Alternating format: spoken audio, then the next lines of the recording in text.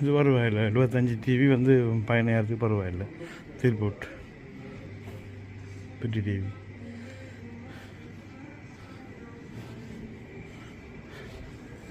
Box எல்லாம் இருக்கு பாருங்க. இந்த டிவி பார்த்தீங்கன்னா 98 59,000 க்ரோனா, 60,000 ரூபா. தியேட்டர் மாதிரி இருக்குது பார்த்தீங்களா.